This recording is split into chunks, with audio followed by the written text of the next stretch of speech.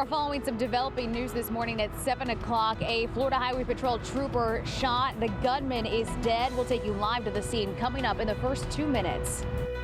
And we're just hours away until Jeb Bush officially becomes a candidate. We have details on what to expect from the Miami visit, and that's coming up in just a little bit. Plus, it's a must-win game for the Lightning in order to bring home the Stanley Cup. Can they pull it off? That's the big question this morning. We're talking to the team. It is 7 a.m. Let's do this. From News 13, the morning's first news. Traffic and weather together. This is your morning news weather now. Hi, everybody. I'm Yvette Brusoil. You're watching News 13. I'm hoping that you had an awesome weekend.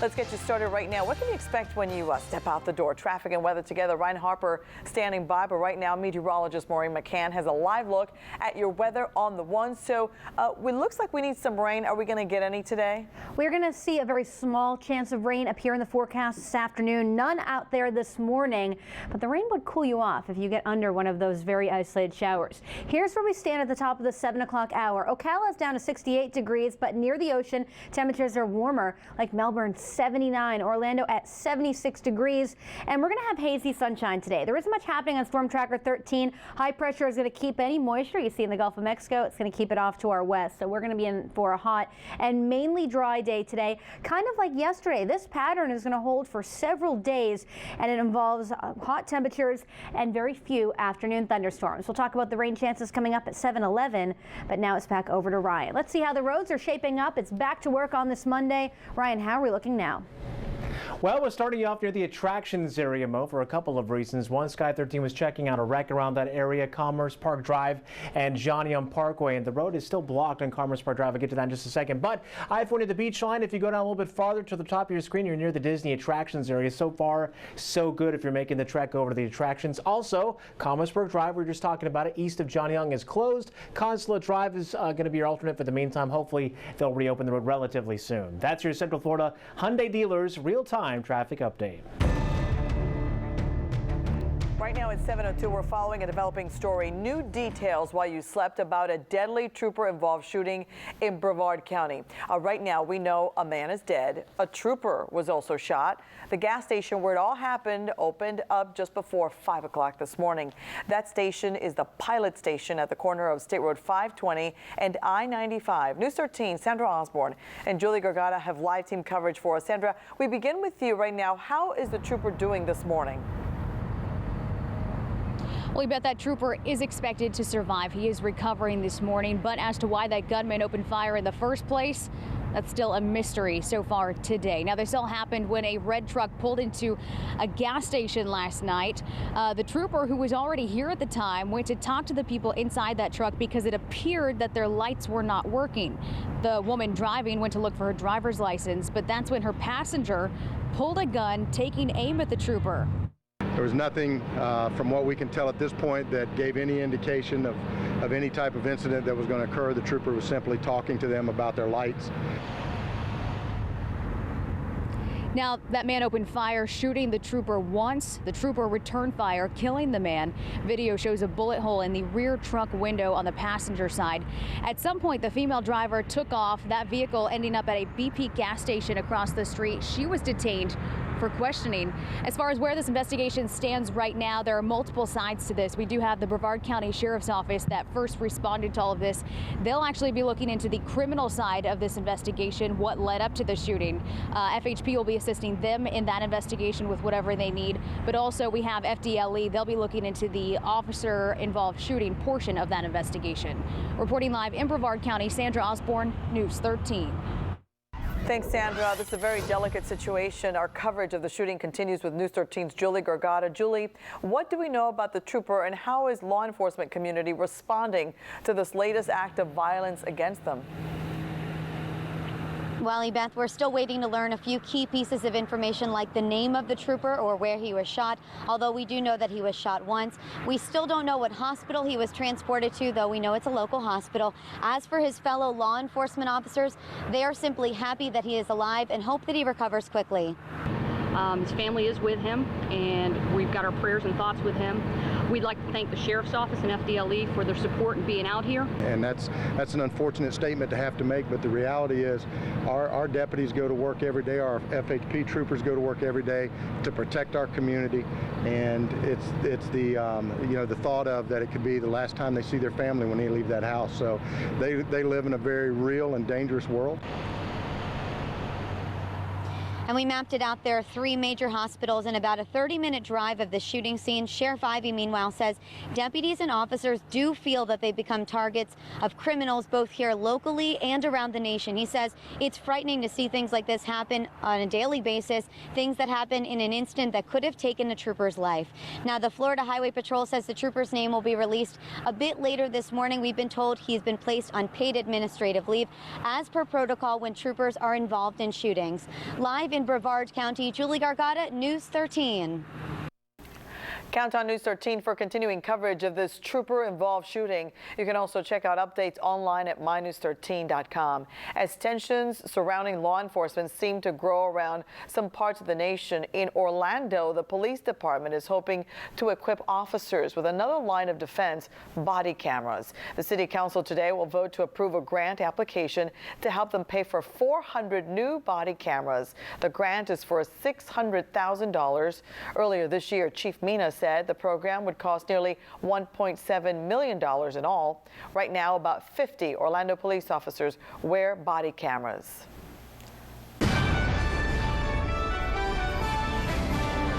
Florida decides after months of flirting with the idea of running for president, former Florida Governor Jeb Bush is making his big announcement, finally making it official later today. News 13's Holly Gregory is in Miami with a closer look at what we can expect.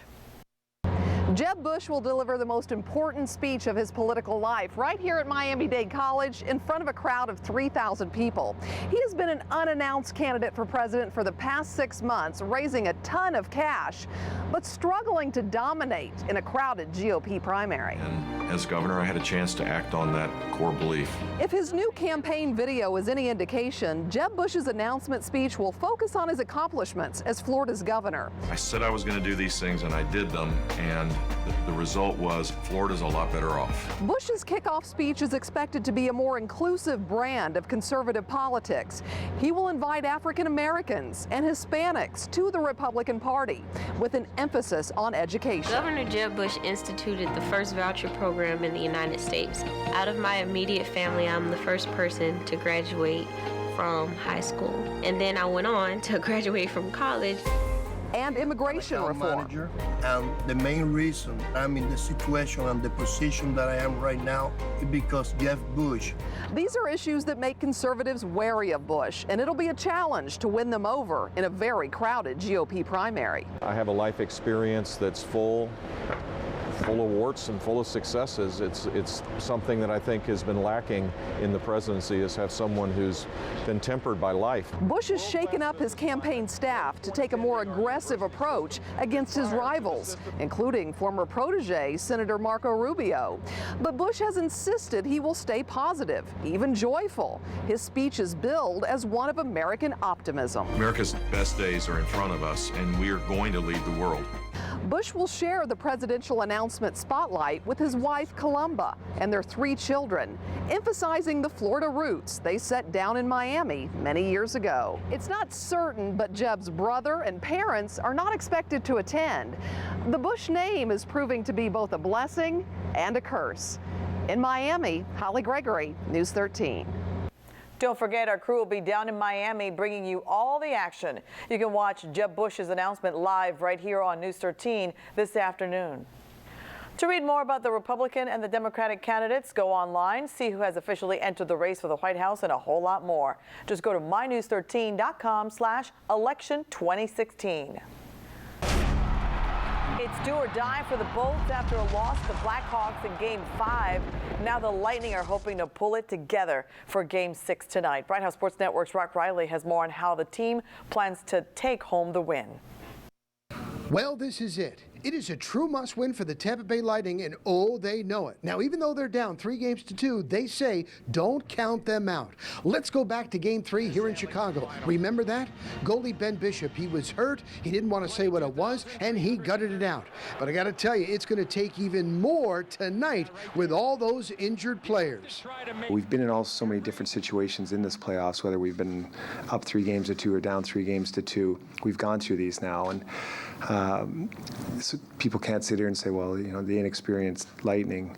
I think we're the gamer Lightning. These guys have gamed out this playoffs, and I expect nothing less than Game 6 in Chicago. Now, some of the banged-up players include Nikita Kucherov. He had that brutal hit into the goalpost, but John Cooper said he was a lot better than he was a day ago. Expect him to try to give it a go. And goalie Ben Bishop, he says he wants to play, but he also says it's all about team at this point. If he is hurting the team, then he won't play. And I can't imagine the decibel levels inside the United Center tonight. It's going to be crazy. Following the Lightning, we're here in Chicago. Rock Riley, Bright House Sports Network.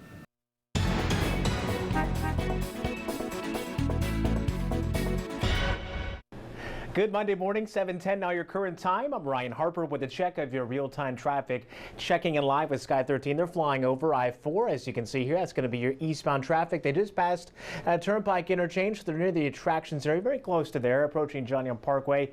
And it looks like both directions, at least for right now, looking okay. That being said, traffic for the first time today starting to really build in Seminole County. You can see it at the top of your screen. That is actually going to be Lake Mary Boulevard. So beginning at around Lake Mary Boulevard through the Longwood area, you're looking at busy traffic. Nothing quite stop and go, but do give yourself a couple of extra minutes now of travel time if you're just now on your way out your door. That's your Central Florida Hyundai dealers real-time traffic update.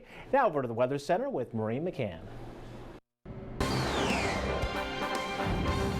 Your accurate weather experts forecast with Storm Tracker 13.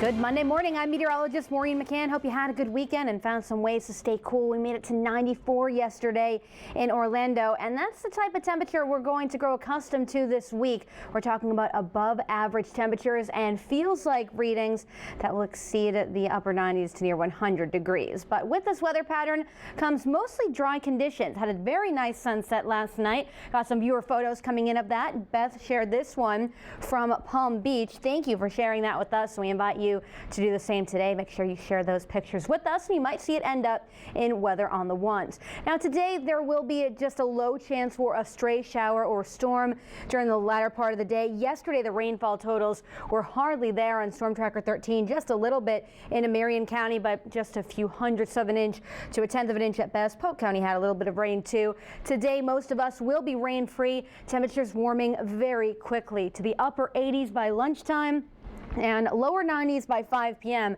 after peaking in the middle 90s. Now this pattern is attributed to high pressure, which has a firm grip on the southeastern quadrant of the country. High pressure tends to provide sinking air, and that warms the air by compression, and this extends from near the Bahamas all the way up through the Tennessee Valley. So this is going to be the influence for our weather the next couple of days, keeping any widespread rain away from us. With this pattern comes above average temperatures, but not quite record territory for today. We'd have to get to a high of 100 degrees. That goes back to 1921, but it may feel close to that when you factor in the humidity. Even by mid-morning, we'll be feeling like the low to mid-90s this afternoon with the humidity factored in, closing in on 100.